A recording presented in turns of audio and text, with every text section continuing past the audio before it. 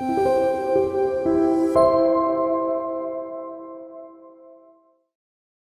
good morning. My name is Mitchell Ha. I serve as a pastor at Severn, Maryland. I came to the United States when I was in middle school and lived my whole life afterwards in Maryland. Hi, I'm Grace Bian. My family, I immigrated to the U.S., actually right to Maryland in 1978 when I was 8. 안녕하세요. 저는 Mark Chang입니다. I'm Mark Chang. I'm a lifelong resident of Maryland, and it's great to be here to share our story. Thank you. And we are receiving Thanksgiving 2023, season of blessings is the end of the year, and we've gathered together here to share our story like Mr. Mark shared with us. And we wanted to also go a little bit deeper into as a Christian life, as a Korean American growing up in the United States, whether it be a first generation or second generation, and sharing our perspectives, our stories, our insights. Let me ask you both this, that when you think of the Korean diaspora and how it has changed over the years, how would you encourage younger people about adopting our Korean heritage, our Korean culture? And I gotta be honest with you, I'm a kid from the 1980s and 1990s. Back then, it wasn't cool to be Korean American, and I was only one of few, but that has changed dramatically over the past several years, especially with K-culture, K-food, K-pop. And how would you encourage those who are the next generation to adopt our Korean diaspora? I think that's a very good question. I believe, I feel the same sentiment. When I came here, there wasn't that many of us when I was growing up. It was hard to fit in. It was hard to fit in, hard to be accepted. It was lonely times. And definitely the stereotypes still remain. I mean, I'm sure there's stereotypes now. But back then it's like, hey, oh, you're Korean, okay, so what, you're good at math, science, your parents make you do, like, play instruments, violin, piano. So most of it is true, actually, a lot of us. But I think it's like that the stereotype stays with you, and sometimes it doesn't coalesce with the American perception. For example, like just growing up, like in school, or even in the workforce, I think it's the same. I'm sure it's different now, but back then, like we are taught to be like quiet, introverts, and in the American context, it's a little bit like a sign of weakness or sign of like you don't know what you're doing or whatnot. Like they want you to be extroverts, be loud. But then when you're growing up in Korea, they say, hey, the empty can is the loudest, like the sayings, or they say like the empty wagon is the noisiest type of thing. So it's like just be quiet, and that's like a measure of strength. But not so here. I'm sure it has changed over the years, but like Mark said, the K-pop and like Korean culture, Korean food, a lot of it. So people, I think they understand more about us, about the Korean culture and heritage. But at the same time, I think it can be difficult to adapt, I believe, and it was for me. How about you, Ms. Grace? What do you think? Yeah, definitely in the 70s or 80s. I think I was like one of the only Korean, like one or two Korean in the elementary school I went to, and the only Korean you can connect with was at the small church we attended. And I think there weren't that many churches at that time too. So then me and my brother had a hard time. I know he got in a lot of fights. And our parents were always working, so we were just always alone. And it did feel lonely, and it was hard to belong. So yeah, I think we've come a long way, and we want to be able to help those people that are immigrating to the U.S. now. It's a lot easier for them now, but definitely it was hard for all of us.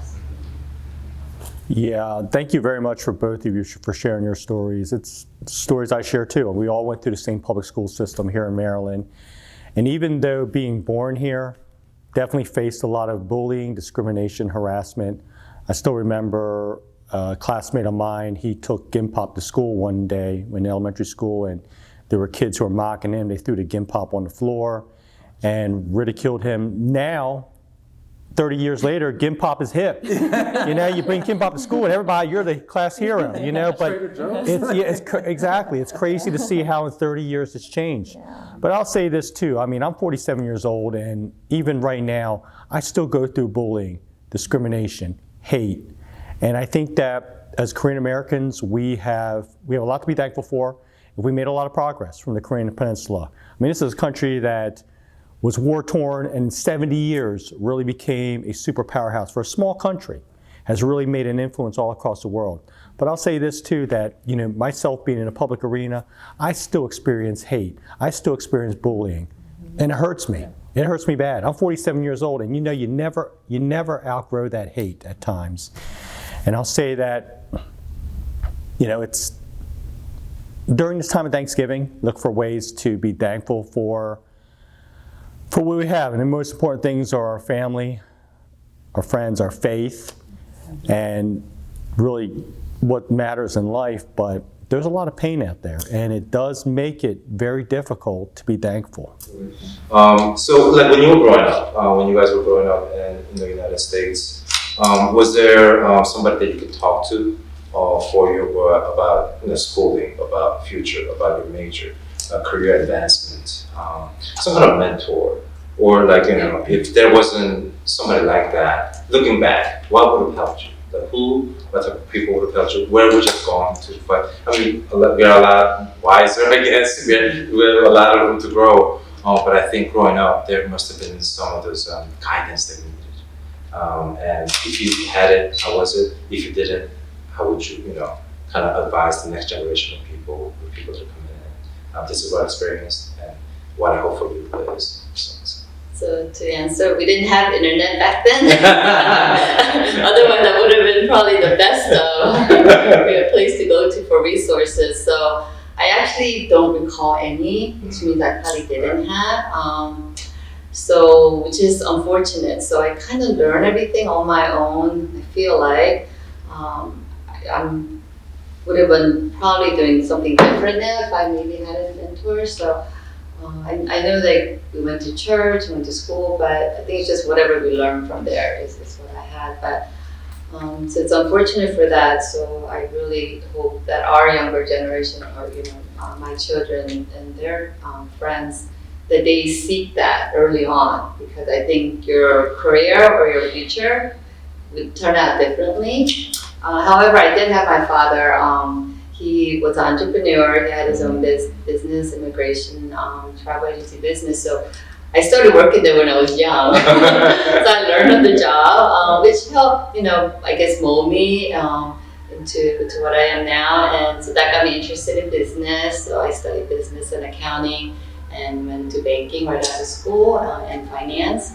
So I think I got some of that from my family, but I don't know if that's what I wanted to do. It just kind of led me to that. So I think I do want to help the younger generation if they need a mentor. I think that's all we can provide, right? Yeah, I'm sure you do that at your church, and you do that through the public, but it's really needed. Maybe they don't know that they need it, but knowing ahead early on, I think definitely is helpful. Thanks very much, Grace, for sharing your story. And actually, Grace and myself, growing up, our families were connected in some way through church. And actually, later in life, we both realized that we had that connection, being in Glen Burnie, and our families were connected. I'll say this, that, it's your stories. My parents came over here in the 1970s. They had a couple $100s in their pocket, but they had the will for the American dream, for a better life, just like the story of a Korean coming over to the United States. And we had all the barriers, the financial barriers, the language barriers, the cultural barriers. And then when I was 11 years old, my mother passes away. And so we grew up in a single parent family home, my brother and my sister. And especially during the holidays, it's tough. Even though 30 years later, it's still tough. And the reason why I say this is because right now the weather is getting colder. And there were times when I was young where I'd go home and there wouldn't be any lights or heat because we couldn't afford to pay the BG&E bill. And during the holidays, as everyone's got the Christmas lights up and the tree up and the presents and everybody's getting ready to get their list of what they want, we didn't have a tree. We didn't have presents. And my father, he worked very hard. He had a kage, was in business, and then he worked night and day. We never saw him. We didn't see him because it's not that he didn't care about us, because he was trying to work to put food on the table. Mm-hmm. And that's always has stuck with me. So during the holidays, it's a joyous time, but also it's a very painful time. And that's something that I always live for the rest of my life. And I don't know if you ever heal from it, to be honest with you. That's part of the reason why I agreed to do this interview. It's because and I think we'll get into this a little bit later too, but I think that how young people, or the young at heart, where I'm at right now in life, is that to get past our feelings and to help deal with the many struggles that we have is to talk about it and not boil it inside. But you made up a really good point, is that when I was growing up, you couldn't talk about your feelings. You just internalized it. And you just let them keep on beating you up and beating you up and beating you up. And you finally get sick and tired of being sick and tired. You get tired of people keep on beating you up, and you hit that breaking point in life. And I'm at a breaking point in my life where I'm tired of Korean Americans being treated certain ways. We had the anti-Asian hate movement a few years ago. Right. And a lot was discussed then, brought to the surface of, hey, you know what, you're Asian American, you're Korean American, you be quiet, you go sit in the corner, you work hard, don't put your head up, just work hard, work your way through the problem. But enough is enough. And, to get past that stereotype, because I think that's why we see a lot of the mental health issues and the other emotional traumatic issues that are within the Korean American community, Asian American community. And there's different ways we address it, and there's not good ways that we address it. And that's why I think that it's important to have discussions like this, and this video hopefully encourages people out there that it's okay to talk about your feelings. You don't have to go about it in ways that are not going to be good. And there's a lot of temptations out there. There's a lot of things out there that could draw us to react in certain ways. I think that's the way to go about it, is to have these positive venues. Exactly, I totally agree. I think it's like when we grew up, I think it was Miss Grace, like the same thing with me when I grew up. I don't remember. Like I remember somebody being there for me, a mentor, somebody guiding me. And I think that translates, like Lamar saying, it can translate all the way to, because we have church members there all by themselves, and we try to visit them, and they might have health issues or something, they can come to church. And then where do they express their feelings? Where do they express their needs and their pain points? And it can be a lonely place, like no matter if you're a teenager or if you're in your 70s or 80s. So I think that's the thing. It's like we need community. We need somebody to talk to. We need somebody to talk for us, like Mark is doing. And I think, it's like, it can be, I think it's so funny because I think, like when I read the Bible and Jesus says, like, all who thirst, come to me. And it's like, people don't know they're thirsty. I think it's the same thing, right? Like, when I was growing up, it was like, I didn't know I needed a mentor. I didn't know that I needed guidance. And they just live my life. Like, you just go to college, just try to get good grades, and then you're Asian, you have to be an engineer, doctor, or something, And then that's your way in life. And it's like, and like Miss Grace, how you should share. Maybe we do something different. A lot of us maybe we do something different. If we had somebody to help us understand who we are, how we are, but we didn't get that. So I think hopefully as Mark was saying, that maybe we can share that. Like there is venues to express it. There are ways to get help and get mentorship and get plugged into churches, into communities, or get guidance from somebody more wiser than us. So I think that is wonderful. Definitely. We didn't even have a mentor, but we were actually being the translator for our parents. Yes. Reading all their paperwork, going to Social Security offices, or I don't think my parents ever came to my school for PTA meeting, or did they even come to my graduation? I mean, it's like we were like their own, like, you know, parentless child go to school. So, you know, we were just missing out on a lot of things. I feel like, so it's like if we didn't find it or discover it on, you know, for ourselves, we missed out on it. You know, at least for me. So, yeah, I think our kids have it much easier nowadays than, you know, having parents that speak the language, right? But there are still, you know, newly immigrants where their parents may not speak the English, so they'll be probably going through that same struggle too.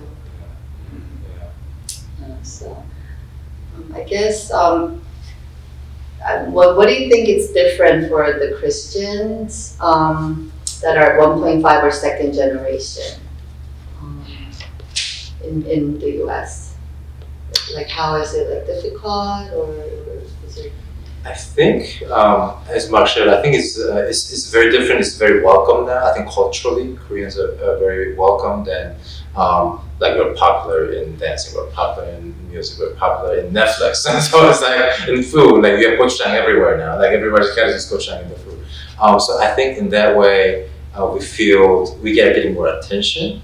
But yeah, I don't know how that translates as a Korean American and also as a Christian living in the US. I think that's definitely an adjustment that we need to make. And also I feel like growing up here in the United States, I think it is difficult. And becoming a Christian in the United States, like I wasn't a Christian before I came here, I graduated from college and then I became a Christian. Mm-hmm. I think as a Korean American Christian, it is a more difficult place to live, to keep your faith, I think, in the US.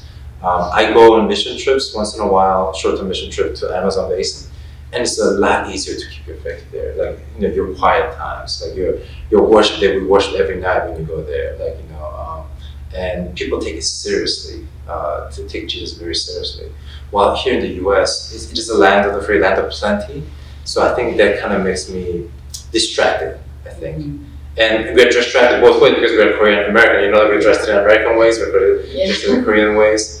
So I believe it's a little bit more difficult, and I think I think as far as culturally, it might be easier as a Korean American in the current age. But I believe as a Christian, I think it might be even more difficult than before. Like for me, even though I speak English, I always felt comfortable going to Korean church, even though I didn't understand all the sermon. Because I was used to that, going with my parents, whether I understood it or not. It's just like every Sunday, you know, like a Sunday churchgoer, just going to church. So I was just so used to growing up in Korean church. Even though I did go to American church, you know, just short time, but I feel comfortable. I think being with all the Koreans or Korean Americans, or at least people that look like us. So I think that's great that we have a place to go to. And there's so many Korean churches, you know, all over.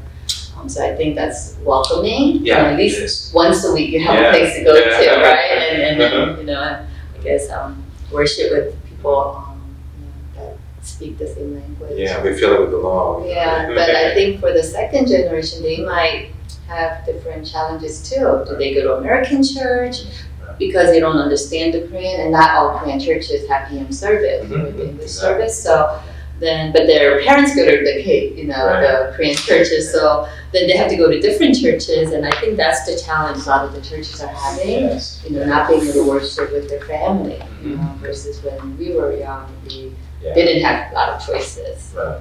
Yeah. It's confusing.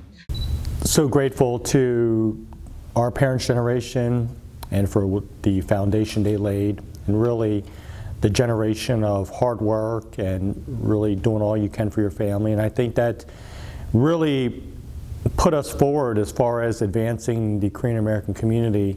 I think that also within the culture, we see more integration of multiculturalism, which in my opinion is good. I go to a multicultural church, and to see the different ethnicities together worship, I think that's really helpful.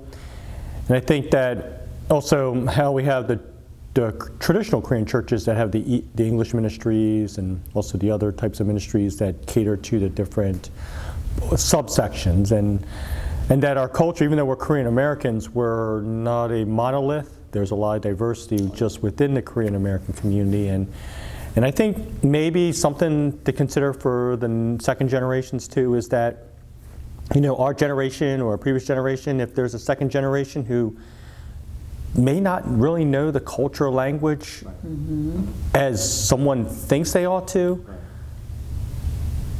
don't put them down for it. Take them under your wing and teach them about the Korean culture. Teach them about how our country went from a small country to right now an economic powerhouse. And it wasn't easy. It didn't happen overnight, but it happened because of hard work. And I think that's important to realize, and also how also the mentality has changed too. And as you both have mentioned, you know, growing up, when we were kids, there were 4 things you could be in life. You could be a doctor, a lawyer, an engineer, or a failure. Well, for me personally, I'm not a doctor, I'm not a lawyer, I'm not an engineer, so I guess there's one option left. I say that kiddingly, but it does kind of stick with you a little bit. Like, you know, maybe I never achieved what I was supposed to achieve, or this perception out there. And that weighs heavy on the young people. And I think that, you know, our generation and the generation before us, we can, you know, kind of back off a little bit on that. Say, you know, it's okay to get into other professions, and there's other ways to serve. And I think that, you know, for me, that was kind of a journey I kind of took, you know, on my own, and, you know, not too many other Korean Americans are in the profession that I'm in. And I think it was just as a young person figuring that, okay, I have these feelings, I have these emotions that are painful. I could either get into some very bad things, or I could try to use that and put that energy to good things. And, you know, I try to lean towards this way. I still have a lot of this other struggles out there, but I, you know, try to lean towards this way in a positive way. And I think that's something that, you know, if we can encourage the next generation, that'd be helpful. I think finding what you love to do, what you're passionate about, and then making money too. So yeah, you do have to think about all of that. 만나24. 좋아요. 구독해주세요. Happy Thanksgiving!